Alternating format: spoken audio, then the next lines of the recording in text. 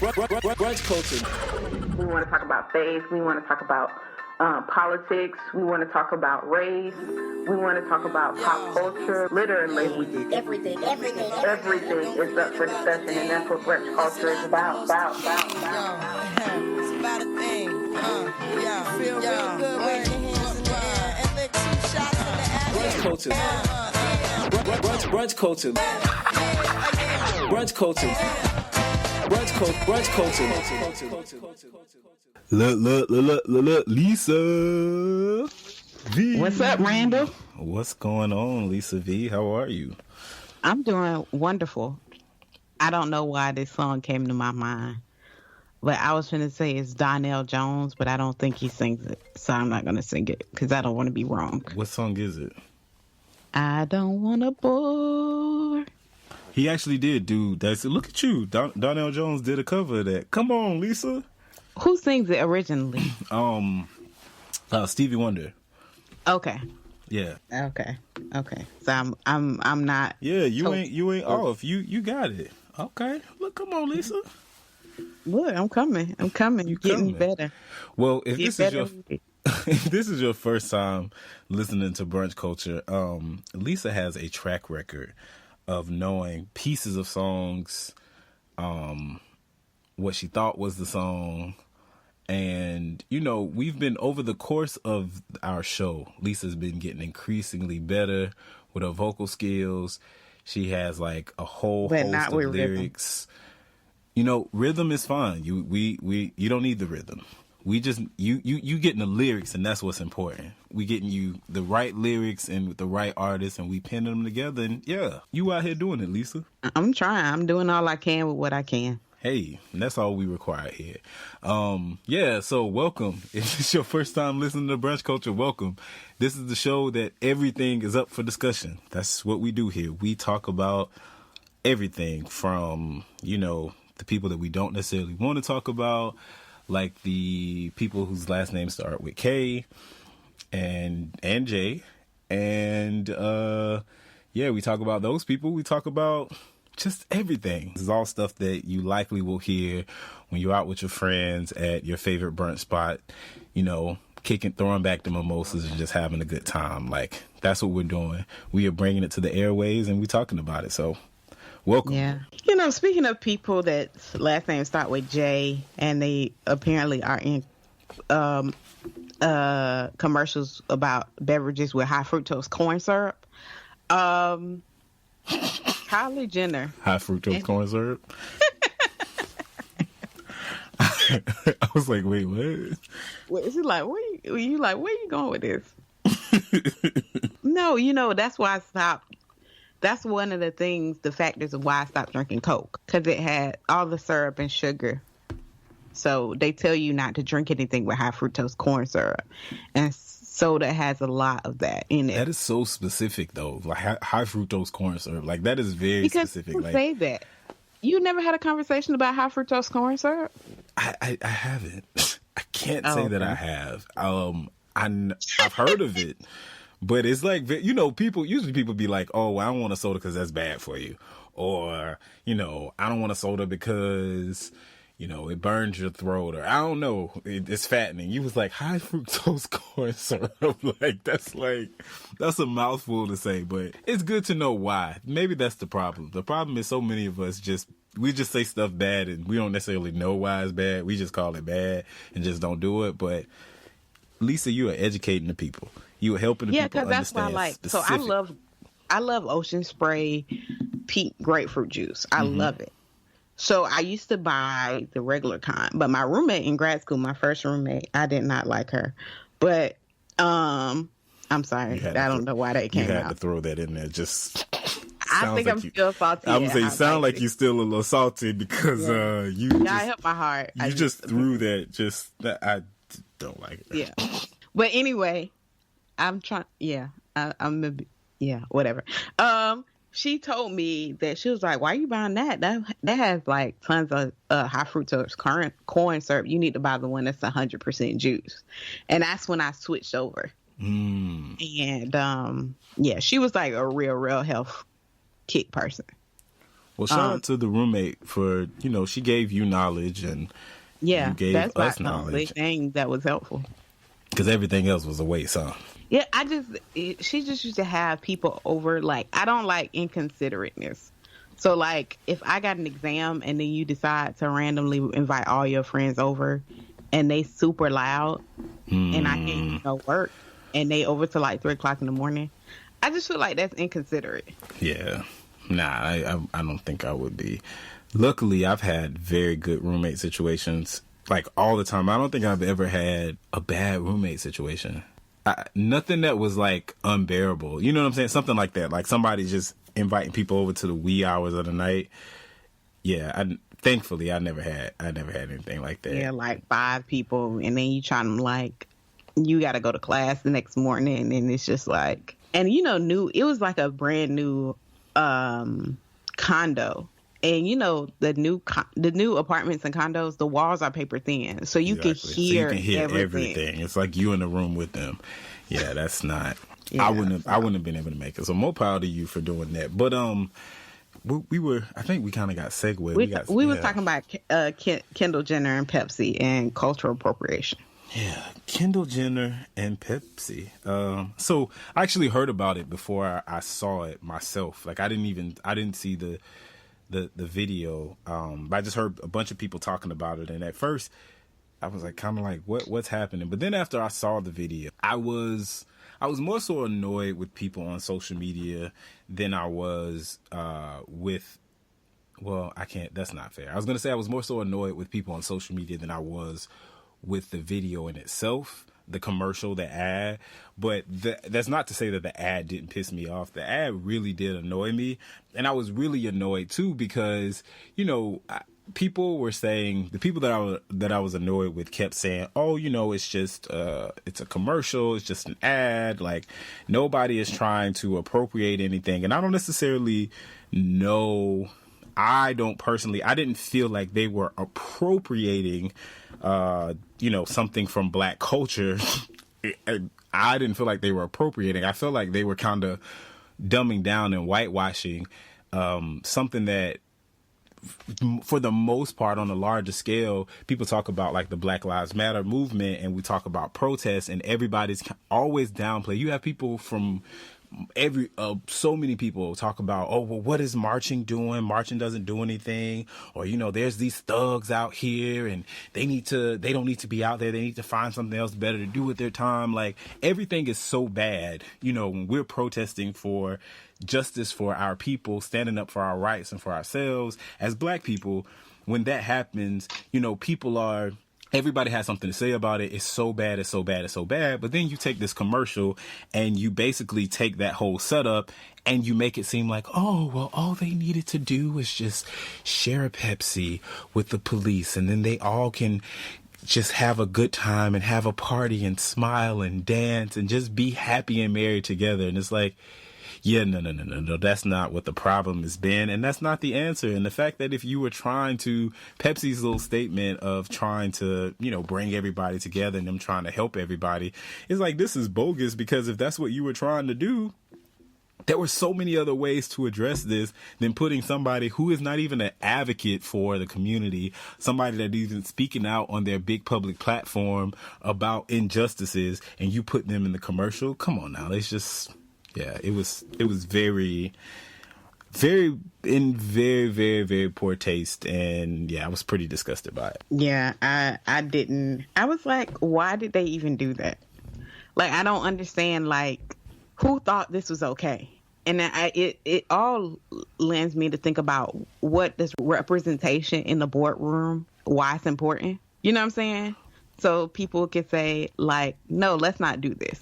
Right. Like, it's important for representation, but I also feel like, because I was hearing people have this discussion about, there were people, they had a diverse panel of people that made the decision that's why they had so many people from different backgrounds in the commercial, because they were intentional about trying to represent everybody and to be fair and all this other stuff. But the thing that's crazy is, like, you got to have people that are there that feel empowered enough to give their perspective and their point of view. People that are in these boardrooms or making these decisions that'll say, hey, here is something that we should stay away from, even if we were trying to make a statement with this. And I think when I step back, because I watched it a few times, so I stepped back from it and I tried to think about, like, okay, you know, I get that they were trying to say, let's unify people, let's bring people together. But you took this white woman, or this woman that is white accepting or white passing, if you will, and you made the problem her being at like a fashion show and, you know, having on this wig, and then she just felt so compelled to go out and to fight for justice or stand up for whatever and support, because the commercial never says like what they're rallying for, but you made it so that she just felt compelled to be a part of the movement. And so she joins the movement. Then she becomes like the main person in the movement, and the answer to the opposition, or the tension between, it's not even the opposition, it's the tension between this crowd and the police officers who are just standing there. It's just that this white woman needs to hand this white man a Coke.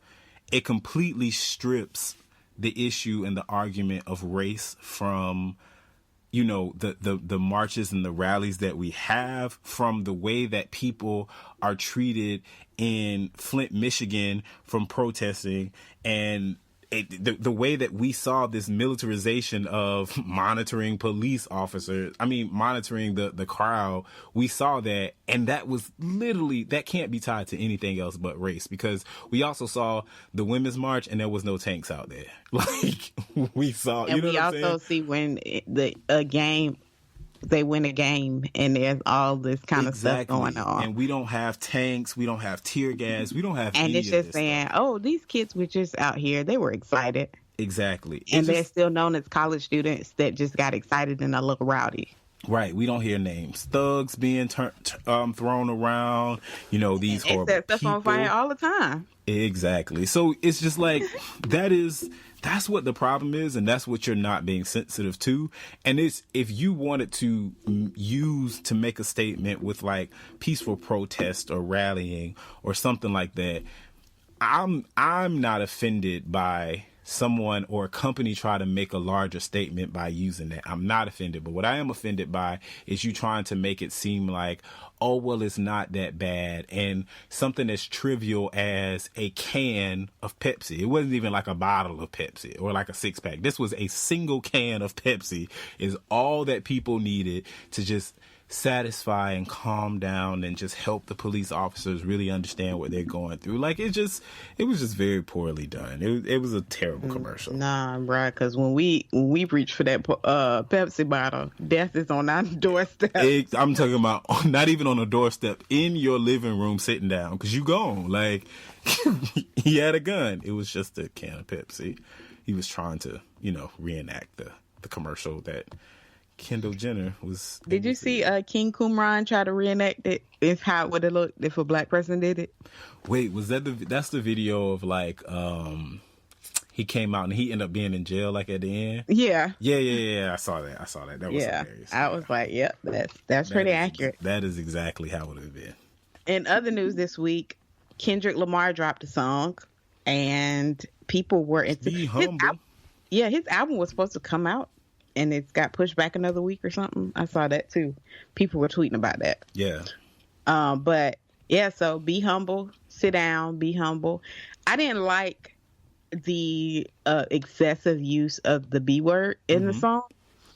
Just because I feel like if you're trying to uplift women, I feel like at the same time you seem like you kind of are tearing them down with the use of the word. And I understand we use it frequently, you know. Yeah. So it's in every song that we listen to. So I can't like nitpick and say, you know, I'm just going after Kendrick Lamar. But I just, in this song, I don't know, it stuck out to me. And maybe because usually I hear the edited version before I hear the unedited version. This time I heard the unedited before I heard the edited version. Yeah. So that's why it was like, oh, I didn't hear the radio version. Right. Yeah, I think that's why I was like, dang, he got to say that much? But I think I'm used to hearing radio edits, and so when I went and online and watched the video, I was like, dang, like if he's trying to build us up, why is he tearing us down at the same time? So I wish he had to use a different word.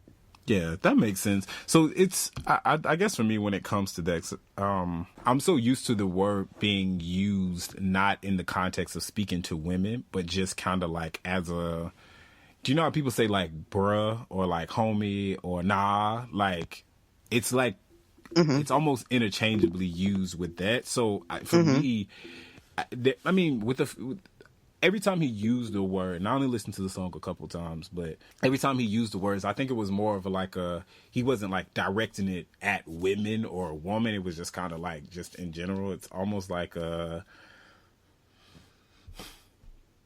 like the only thing I can think of is like saying bruh, homie, or something like that. Like, it's almost in place of that. So I guess for me, that wasn't a problem. I actually didn't take issue with the song at all. I was surprised, well, not surprised, but trying to listen to the argument that people had that were the women that took opposition or had a problem with it, from him saying he's tired of like being airbrushed or all his makeup, and he wants to see like stretch marks on your behind and stuff like that. Like, there were a number of women that got frustrated and were kind of turned off from the song by basically just saying that, you know, he's being misogynistic and he's pretty much making a woman's beauty or a woman's choice of beauty. If a woman wants to, you know, perm her hair, relax her hair, and, you know, wear makeup, he's saying like he's tired of seeing that. He wants to see like a natural woman, as if like her only means of existence is for his satisfaction. And I'm not a woman, so I know this, and I know that like maybe I don't know what it is. I'm speaking from a place of privilege, and which I can completely acknowledge. But when I heard that part of the song, I took away that he was saying like, I'm tired of this being like the standard. I'm tired of it. I'm tired of, you know, us as men even acknowledging a woman's beauty when she has all of these things. Like, I do want to see a woman with a fro. I want a woman that has stretch marks on her body to feel sexy in a bathing suit, or feel like it's okay, like she doesn't have to try to hide that. Like, that's what I took that as. It didn't come across to me as if he was trying to say this form of beauty, or the women in this light aren't beautiful. I'm tired of seeing them. I want to see this other woman because they're better, per se. It was just kind of like, I'm tired of this being the norm that women have to live up to, or our women have to live up to. But that's just what I thought about. Again, this is coming from a guy, so I don't know what that's like from, you know, a woman's perspective. Yeah, I thought the song, in that perspective, I thought it was good, because I think a lot of people feel insecure about that. You know, having stretch marks, I know sometimes I can have an insecurity about that. Mm-hmm. And so when you see like a man saying like, no, we want to see that, I think that kind of is like, oh, okay, cool. Like, you accept me for all my imperfections. Right. It kind of normalizes it, right? Yeah. So I think that was helpful, in a sense, for people. That was freeing. I think people who feel like they have to do stuff like that sometimes are, you know, bothered.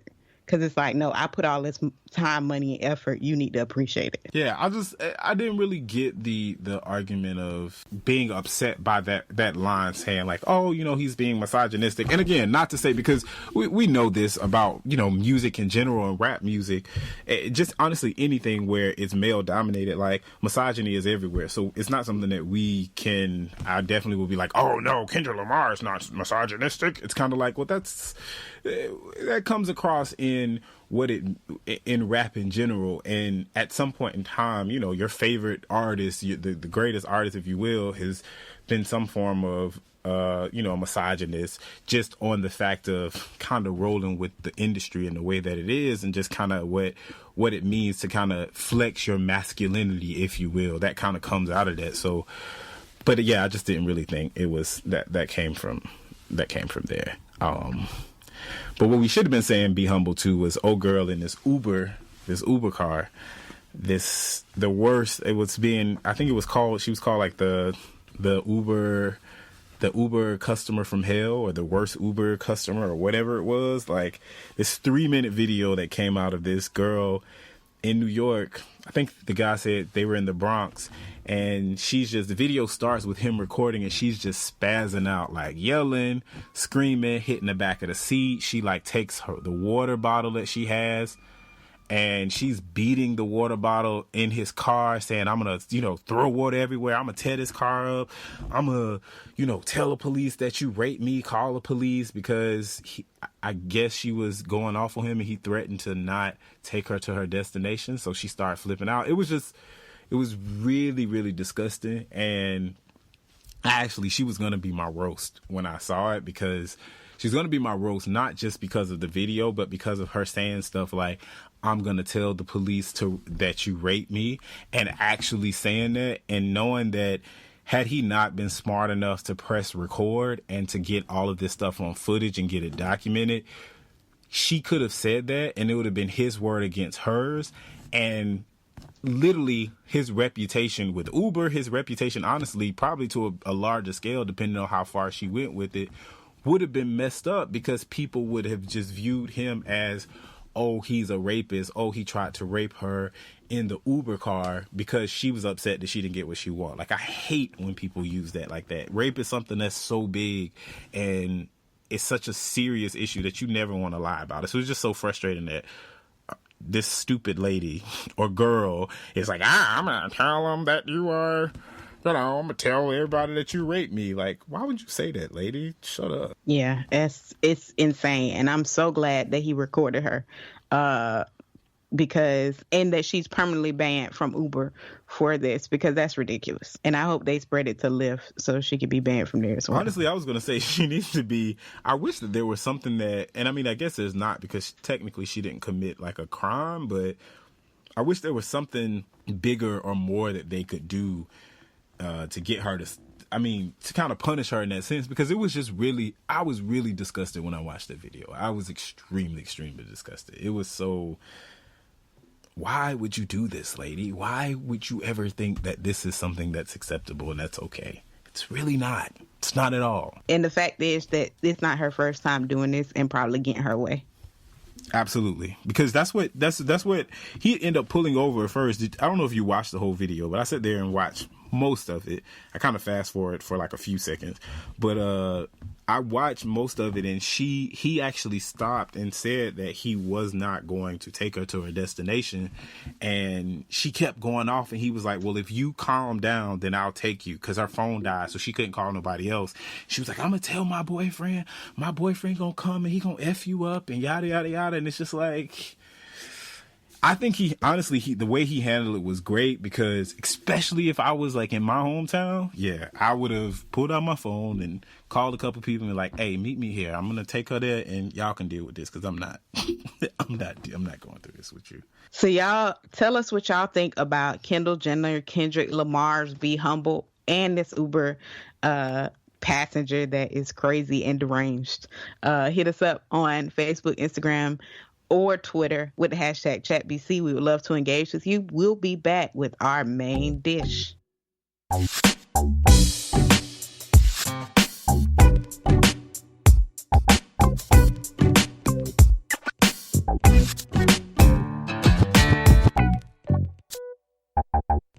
All right. It is time for our main dish. And this week, for our main dish, which is the main topic and discussion of the show, we are going to talk about secrets and lies in relationships. And what are they? What's a secret and what's a lie? So in relationships, and we're going to talk about it from the standpoint of romantic relationships, when you're dating somebody, what is something that you can deem, because I think everybody has something that's like, you know what, I'm going to take this to my grave. I don't want to share this with nobody. And honestly, I don't have to share this with anybody. So is that considered, if you're in a relationship and you don't tell a person, is that just a secret that you're keeping from them? Or is it actually a lie because they don't know? And I have this conversation. I had this conversation with a few friends of mine just about different things, like, what are some things that you should disclose, or what are some things that it's okay for you to say, I'm not going to tell nobody because that's kind of like my secret that I'm taking to my grave? Or, is not telling the person. People be like, well, you didn't tell me, you lied to me. And it's like, well, no, I didn't lie to you. I just kind of withheld information. So what's the secret? What's a lie in a relationship? And are those just acceptable in a relationship in general? What do you think, Lisa? I think relationships have levels. And so I think at the surface, if the case is, well, you didn't tell me that, you lied to me, well, then that means that we're all lying to everybody. Because right. In a literal sense, that's what it means.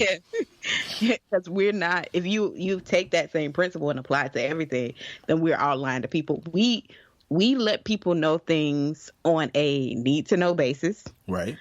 Based on relationship, and based on how we've dealt with that information ourselves.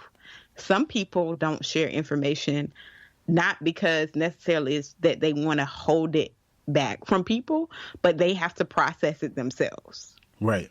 And so they can't share what they haven't processed. And so I think that goes to deeper things, or things that might be triggers, you know. So I think, especially in romantic relationships, you're really at the entry level, you're meeting the person's representative. Right. You're meeting who they want you to think they are. It's not till later on that you start to peel back layers. There are people who've been married for several years that don't know their mate all the way, you know, and they live with them because people let you know themselves in layers. Right. And they can hold back information. And some people, you're only knowing them to the degree they know themselves. That is very true. Some people are not self-aware. So if I'm not self-aware, I can't let you know stuff about me that I don't even know about me yet. Right. So, I think that's a component. And I think there's some things that you only know by being in proximity. Absolutely. And so I think trust has to be built in order for information to be shared. So you're going to get what level people trust you at.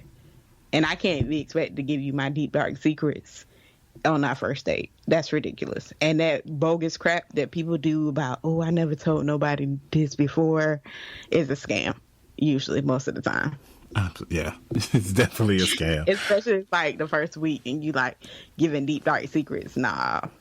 Yeah, the first, that's what I was going to say. Not even just so much the first day. Honestly, like in probably the first month or couple months, like there's certain things like you're still building up to get to know a person. I think for me, when it comes to secrets and lies, so just to kind of the first thing, I don't think that holding a secret or holding something in and not telling somebody is automatically a lie. I think a lie is when you ask someone specifically something, you ask them a very specific question, and they respond with the contrary of what's true. Then to me, that's when it becomes a lie. But even with that, I start to think about, or you let somebody believe something that you know they're believing. Well, see, honestly, though, for me, I don't think that is. That's I don't deception. necessarily. No. So check this out. So I say no because let's say that, I don't know, I don't want to pick something that's really, deep and dark and really sad or traumatic. But let's say something like, you just lost your job, right? Let's say you lost your job or I lost my job. And so we meet and we are dating and I'm honestly trying to wrestle or deal with the fact that I don't have a job. Like it's still very fresh and it's very new.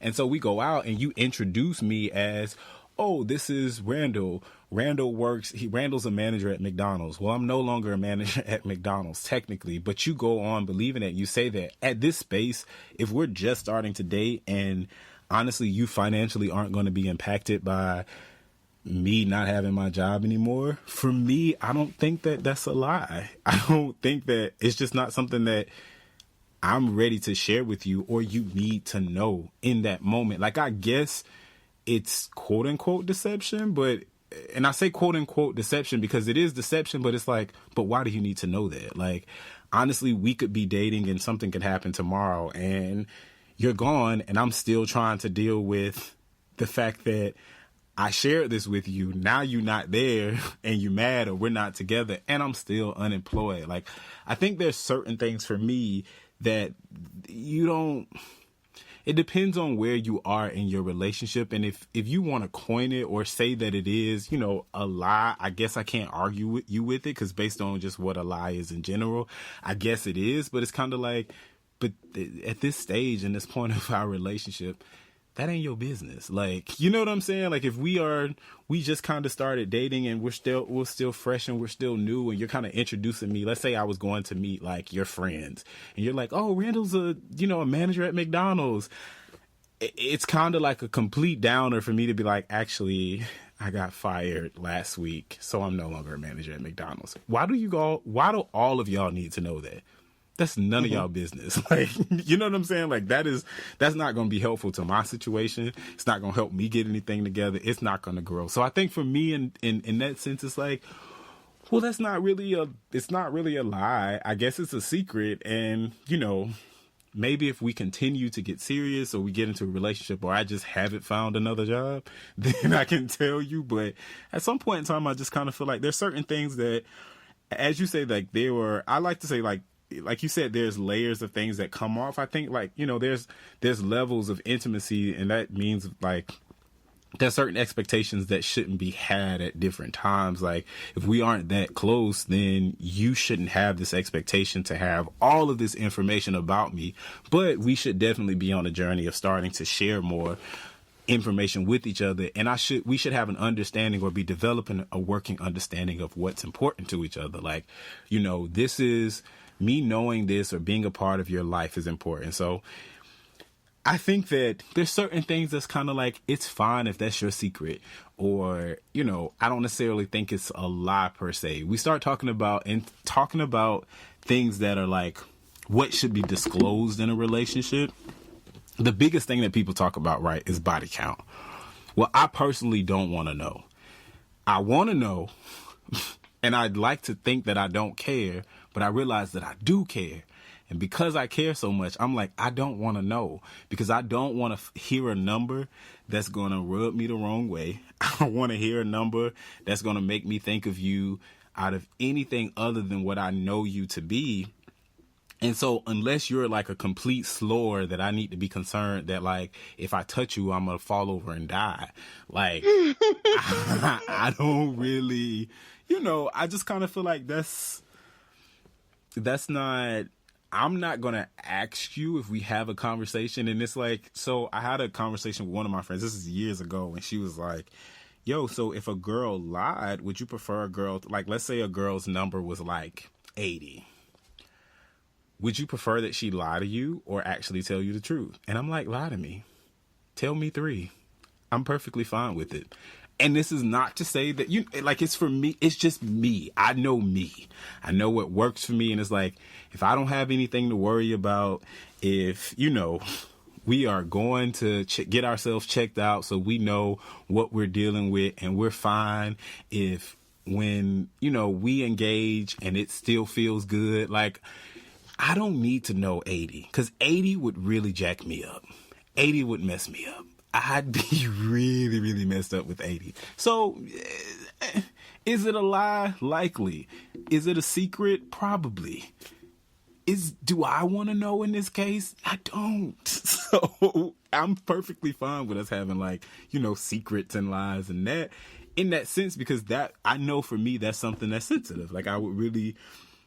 Yeah, I don't want to, I come with a sense, I'm from the South. We have like certain perceptions and ideas of what's acceptable for men and women, and what's an acceptable number and what's not, and what's too many and what means you need to slow down and all this other stuff. Especially like if we like in our 20s, 80 might scare me. 80, it will scare me. And not that it's a bad thing if that's what you are into, but it's just kind of like, yeah, that's not what's good for me. So I'm perfectly fine with backing off. I would want to know that information closer to the seriousness of the relationship. So I would want to know, like, if we're going to the marriage stage, okay, like, let me know those things. But I don't think that needs to be discussed anywhere close to the initial dating phase. Right. Like on the first date, like we're sitting at dinner or maybe we don't want to talk about just first dates, because I feel like everybody knows like what's not going to happen on the first date, because you're still kind of within the first 3 months. Yeah, like don't just be like, so I want to have a conversation about body count. My magic number is 80. I'd be like, where's the first exit? I have to go. I have to get out of here. And I know, again, I know.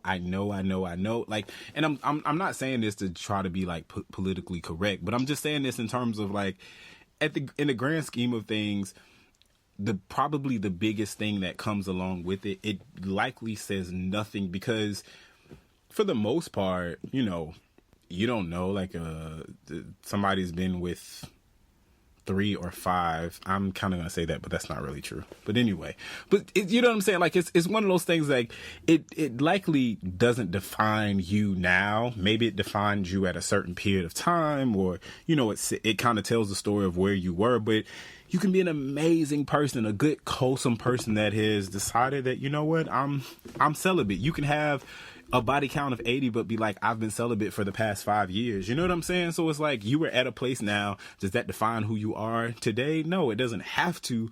But I know me, so just out of just natural, kind of like out of my natural thoughts and my natural perceptions of what things are, I'll be like, yeah. And I wouldn't be shocked if I, you know, said, hey, my number is 80, and somebody'd be like, your number is what? Yeah, I'm good. Like, I just feel like, oh, okay, well, I mean, that's your perception. Like, that's cool. So, whatever. Yeah. I do like to tell people. Now, one thing I do bring up about sex early on is the fact that I don't plan to have sex till I get married. Mm-hmm. So I do tell people that in like the first couple of dates, because I want them to, I don't think it's fair for a man not to know, especially if he's active. Like, you know what I'm saying? Mm-hmm. I don't want him to, because some people, you know, living in a day and time where people think because they take you out that you owe them something. That's you like know, the thank you that you get.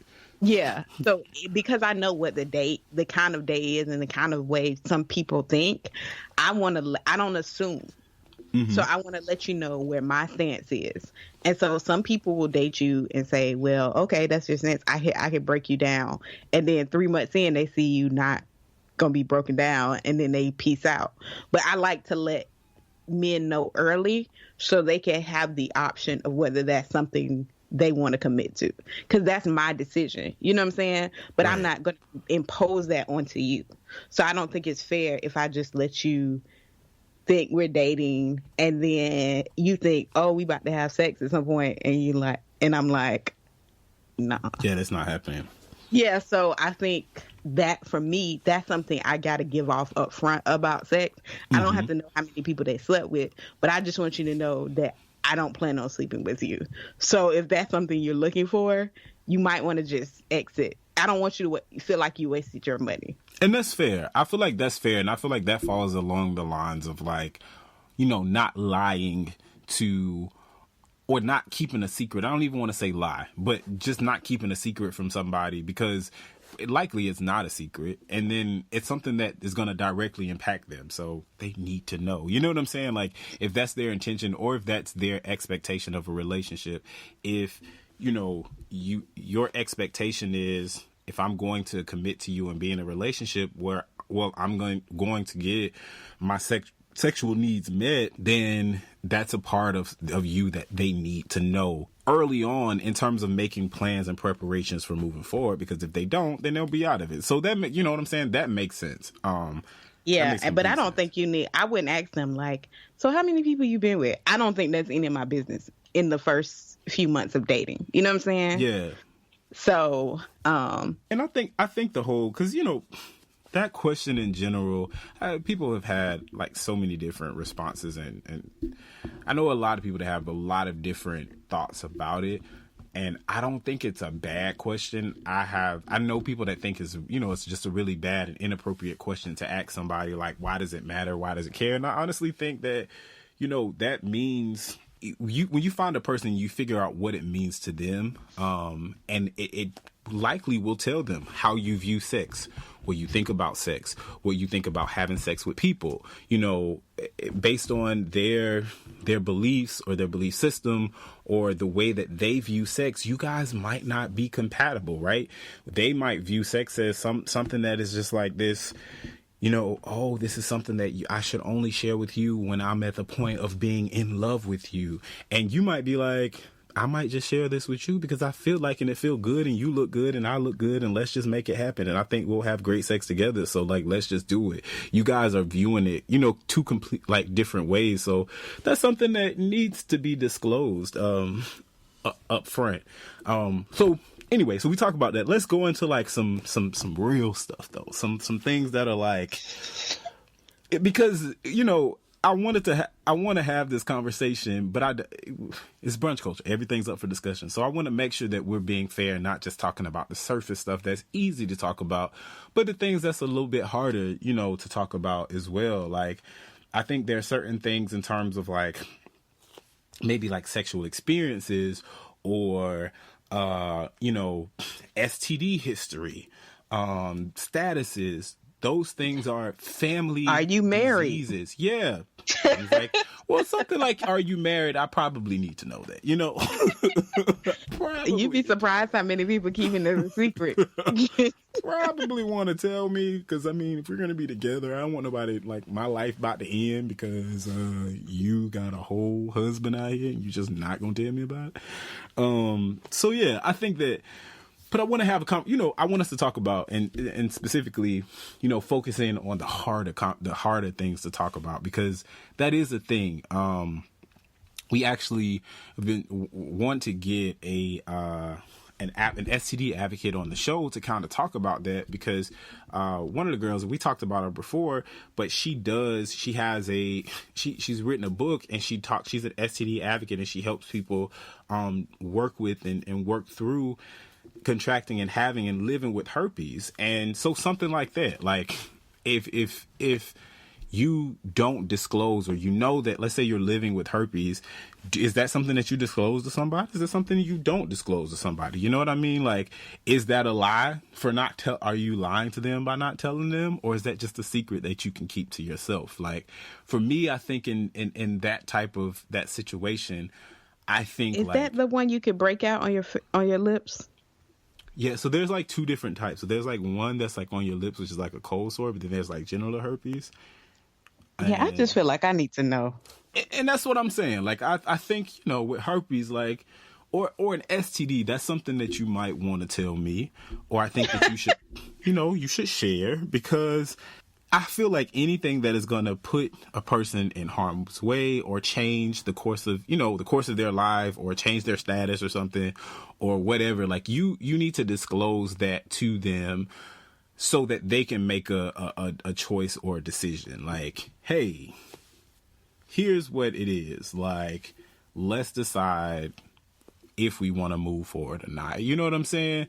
Just so that that person knows. I'm a fan of let people have their options, make their decisions, and make the decisions on the way, on things that matter, that they care about, or things that, they can make a solid decision about what they want to do and move forward without feeling like you took my choice away. I didn't really have the opportunity to make a choice. So yeah, I don't know what else to say besides, just let me know. Up front. Important. Yeah. And I think that it's one of those things where we have to kind of survey our own lives and say, okay, what would I want a person to do for me? Like, most people would want people to tell them. So extend that same thing to other people. Right. I think that's only fair. And with respect, though, to where you are in a relationship, I do think, though, with something like that, because of the stigmas that exist with certain things, like the stigma that exists with herpes. And again, this is why I say we want to make sure that we're going to try to, because we tried to do it before, but we weren't able to do it. But we're going to try to really get her on the show. So because she's a person that is actually counseling people and helping people get through their lives. So figure out, I'm sure there is like a standard or a time when it's acceptable and a time when it's not acceptable to share that with somebody. But depending on where you live and certain stigmas that exist, I imagine this isn't something that you want to, every date that you go on, you need to tell this person like, hey, I have herpes. Like, that might not be, and I'm not trying to pick on anybody with herpes. Like, if you're like, you know what I'm saying? It's not, the goal is not to pick on that particular disease, but literally to just say in a situation like that, like, I don't think that you need to tell everybody, but I think that at a certain point, when you get to a certain place in a relationship with somebody, especially when you guys are, that, hey, we're about to have sex, or we're going to engage in sex, like, this is probably likely something that you want to share with them, just so that they know, and they know the risk factors, you guys take the proper precautions and you can move forward. But if it's like, oh, we're going out for drinks, we're just kind of like casually dating in the sense that we go out to the movies, we've been on like 2 dates, like, I don't feel like that's anybody's business, particularly because people try to associate like a certain stigma of a person's life without realizing that people contract STDs off of committed consensual relationships that maybe just the person didn't know. You were the person that was being committed and you thought that everything was good. The person told you everything was good, and maybe they showed you test results that said everything was good, and turns out that everything just wasn't so good. And that's, what I'm saying? That's not like a bad thing. It's just like, that's just life. So yeah. And I think, you don't know, telling a person the first or second date, you don't know their character. Right. So you don't know if they're gonna go spread. You don't know if they're gossip. You know what I'm saying? Or if they want to share the tea with their homegirls, and then their homeboys and all your businesses all over the place. Right. You know what I'm saying? So I think that's important. But I also, like you said, if y'all gonna be intimate on any level, and I feel like if y'all gonna be, even if y'all not engaging in sexual behavior, if you are involved in like heavy kissing and making out, maybe, if y'all gonna be doing that on a regular, maybe tell them. You know what I'm saying? Mm-hmm. But I think, if y'all just hanging out and y'all not really doing no physical contact, then, I mean, you kind of feel a person out, their character, and see if this is something you want for long term. Right. And I think too, so in that, and another thing that kind of came up and was about like family history and details about a person's family, right? So I feel like every family has, you kind of have like, I don't want to say family, maybe it's family secrets or just things that have happened in your family. This person, is this person's child, or this person used to be in prison, or this person did that, or this person is, living with cancer, or, just battled cancer. This person's a survivor, things like that. Like, is that something that you should disclose? Like, how much of your family information, even in terms of like, like diseases and things like that your family has had, like you might be known, and people in your family may be known to have like hypertension. Like, do you share that with somebody? Is that like things that you talk about from jump, or do you kind of just wait until you get to you guys are in a relationship, or maybe like after you guys are committed to each other or have gotten married, do you discuss that stuff then? I wouldn't discuss it until we are like on the path to get close. Like, we're moving towards the marriage trajectory. Mm-hmm. The general dating, I don't think my family information is important to the other person. That's just me. Yeah. But I mean, I'm the same person that really don't want to introduce somebody to my family unless I feel like this could be the marriage. I don't really like, I've never been the person that was like, oh, I want you to meet my family. And it's not anything to them, but I know how my family is. And because like, they want me to get married at some point. Right. Like, I feel like they start to get attached to people. So right. To prevent that, if I don't know if I like you, I'm not finna go introduce you to my family. Now, I might introduce a guy to like one of my homeboys to fill him out and see, what he think. Right. But I'm not trying to introduce you to my parents or my brothers. Like, I just feel like I'll introduce you when I feel like I really like you. Because sometimes you could date people and then month 3, you realize you don't really like them. Right. But if I didn't introduce you to my family in month 2, now you gotta break up with everybody. That makes sense. Because you know me, I'm like almost the complete opposite. I always think like it don't really matter.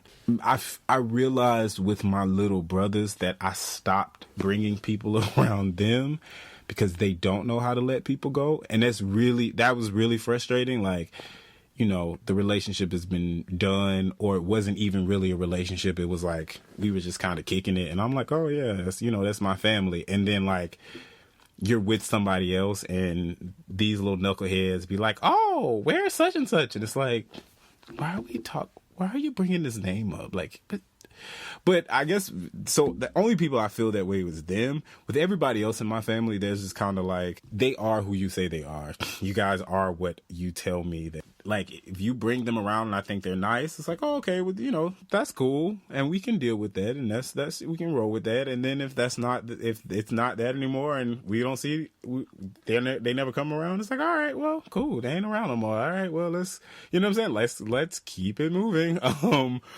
It's not that big a deal. And then I think too, for me, my family is incorporated in so much of what I talk about all the time. Like, I'm always going home to do stuff with my family. So it's like, there's bound to be some sort of crossing, or, you know, you're going to run into my sisters or just meet my mom or see my mom when I'm on FaceTime or something like that. So for me, I guess I never really see it as being that big of a deal. And I see in ways that it can be, because I talk about my little brothers, but there has been, you know, people just in general, they want you to know, especially like at this time in life, it's like, hey, you know, are you thinking about marriage? When is that? My mom, I want grandkids and all of that good stuff. So that stuff comes up.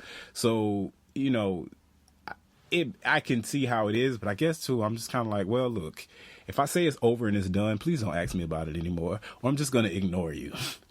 and I don't care who you are. Like, oh, what happened to... Oh, could you pass the peas, please? Because that's not, I don't understand why you're asking me this question. Over. Like, yeah, like I told you, once I tell you it's over, it's over. So it's interesting seeing how people handle things differently, just in depending on their upbringing, their relationships with their families or to people, and just knowing what things are important. I think one thing that is kind of in us just having this conversation that I think is most important is you just knowing. I think it's important for people to know, you know, what's important to you and having a discussion with that person about what's important to them. Like, hey, what type of information is, and I think this could probably be like a first date thing. Like, hey, you know, what's important to you in terms of getting to know somebody and dating them? What type of information do you want to share? Is it important for you to meet somebody's family and parents early on, or do you think that that's like a later on thing? Do you believe that meeting somebody's parents is a sign that is super serious? Because if not, you know, we might be on our second date and I'm like, look, I got to stop by my mama's house. And it's like, oh, my mom comes out and is like, hey, nice to meet you. And you're like, I just met his mom. And I'm like, yeah, ain't that big a deal? It's like, I'm about to be a wife. Nah, you just met my mama. Like, it's what was crazy. I remember dating this guy I think I was a sophomore in college. Mm-hmm.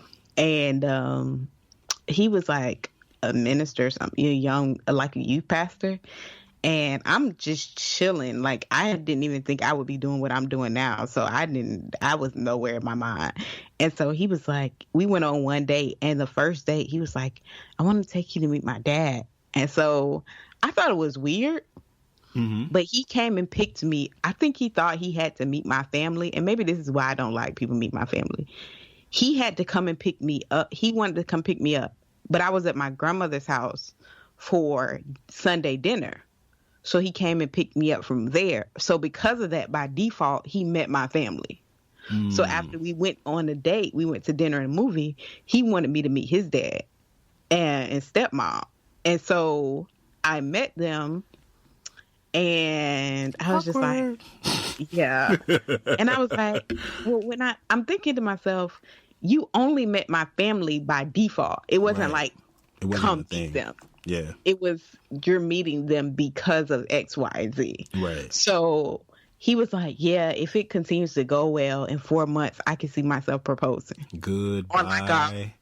Our fourth date. Goodbye. I tell you, that sucked every desire of continuing to date him out my body. Goodbye. Every time he asked me to go somewhere after that, I dodged him so hard. I can imagine.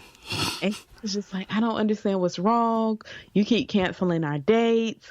I had all this stuff planned. I planned this whole day at the museum and all of this stuff you said you wanted to do when we first started talking.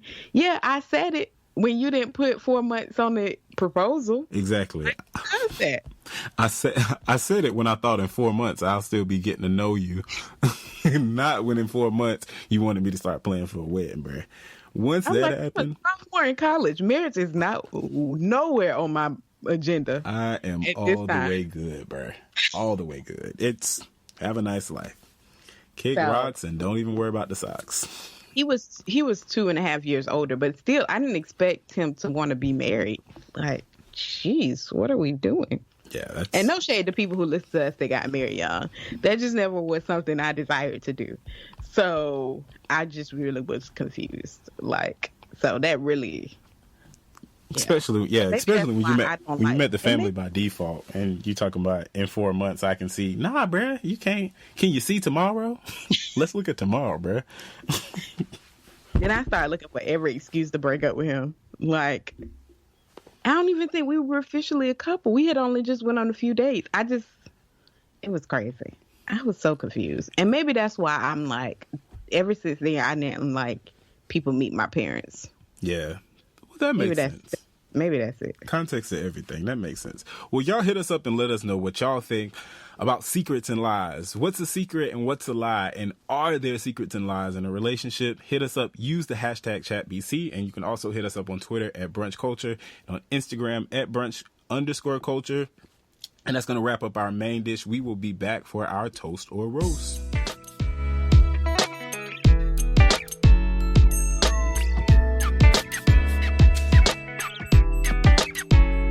All right, we're back with our toast or roast, and today I want to toast Scandal, Shonda Rhimes, for continuing to produce great content. I was a little shaky at first. The season started off a little slow for me.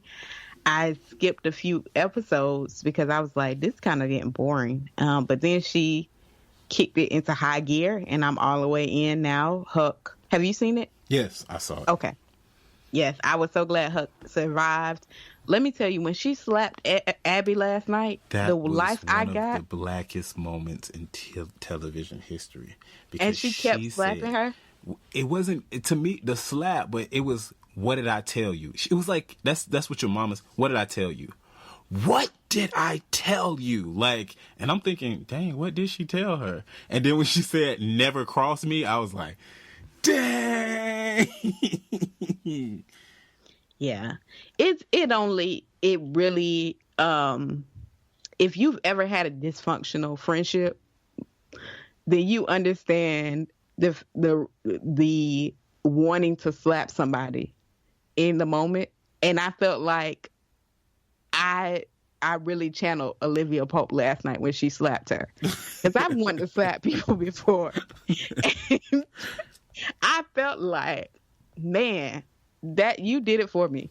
That was it. So I felt it in that moment. And then it was funny because at the end they kind of reconciled, but it's kind of like, I'm glad sometimes you need to get that slap in before I hold your hand. That slap. Right. She got like 3 slaps in though. Let me get these slaps before I hold your hand. We can be friends, but just let me slap you for one moment, because that was dumb. So yeah, shout out to Olivia Pope, Gladiators, Shonda Rhimes, and you mess with the wrong gladiator. That was another. They did a good acting last night, and Fitz showing back up. I was like, listen, if y'all go to Vermont and be happy, because I'm sick of it. Fitz has the most awkward walk in the world. It's like he'd be like skipping. It's like he walk and it seemed like he's trying to pimp, but it's like a twitch. It's so weird. It's such a weird walk. When he was like walking in, I was like, what is wrong with him? He doesn't seem all the way. This is a problem. But yeah, so shout out to Scandal. So I'm gonna make my roast this week very, very short. Because I kind of have gotten out a number of times what I wanted to say. I just honestly want to roast people's ill-informed opinions on social media. And I think that I know that social media is a tool and it's a vehicle for everybody to express themselves and to express their opinions. And we all have opinions. You guys all know how I feel about opinions and what I say that they are, and what I know them to be, and we all know them to be. But I think that, I just want us to be a bit more responsible with the things that we say, the narratives that we post, the way that we share information, the information that we share. We all, because of social media, have some sort of following, whether you have one follower, 1,000 followers, 50,000, 50 million, whatever. You have people that are looking to your words, and based on the success of your life and the things that you're doing, those people kind of probably hang on to those words. So when you make comments and you say certain things that you don't really know about, but you're doing it because it's kind of what everybody on social media is posting about, and you're trying to be, a voice of knowledge, but you can't really engage people about that because you don't really know about it. You just make yourself look bad. You kind of tarnish your own brand. And, for people that do know what's going on, it just makes you look really stupid and dumb to them. So my roast is just to everybody that uses their social media to talk about things that they don't know about. Google is your great friend. You can find out information about it. There's so much stuff out of there. Make sure that you're checking, websites. If you went to college and you're an alumnus of most universities, they have a database that you can go to and do research and find research papers and just get more information and more knowledge to figure out what's going on so you can formulate a solid opinion. And it really doesn't take that long. You have a smartphone. The iPhone 7 Plus has a great processor on it that you can get this information lightning fast. And even find some cool videos that can help you learn the information as well. But know the facts, learn the facts, then make an opinion. Don't just hear something or see a special report that happened during Scandal and say, hey, I'm just an expert on this and let me give my opinion about this. And you really don't know about it because what you do every day is basket weave and not, foreign policy. Anyway, so that's my roast for this week. And we're going to move on from the roast to our good vibe. This week, good vibe is maturity means learning to delay pleasure. Right. Double. I think that speaks for itself. As we get older, there's so many things. As you get older, you start to make money. You're in your career. You're doing things. There's so many things that you can be swayed by, moved by. There's so many opportunities to be pleased and to find pleasure. But when you really are a mature person, you really learn how to say no to things that are going to be pleasing now so that you can say yes to the things that are going to be pleasing in the future and long term. So that's our good vibe for this week. Make sure that you guys think of that good vibe. We're going to put that good vibe out. We're going to actually start trying to do something with maybe posting some short videos with the good vibe for this week, just so we're kind of talking about it so we can make it more consistent throughout the week. But y'all make sure y'all hit us up on social media. Hit us up on Twitter at Brunch Culture, on Instagram at Brunch_Culture. We can also be found on Facebook.com/Brunch Culture and our incredibly well put together website, www.brunchculturebc.com. And yeah, that's it for this week's show. You guys make sure you check out the show, share us, leave us some comments on iTunes. We haven't gotten comments in a little while, so make sure y'all leave us some comments and share the episodes with your friends. If you guys have things that you want us to talk about, remember that you can email us at brunchculturebc@gmail.com. And that's it for this week. We'll see you guys next week. Remember, here and every week at Brunch Culture, everything is up for discussion.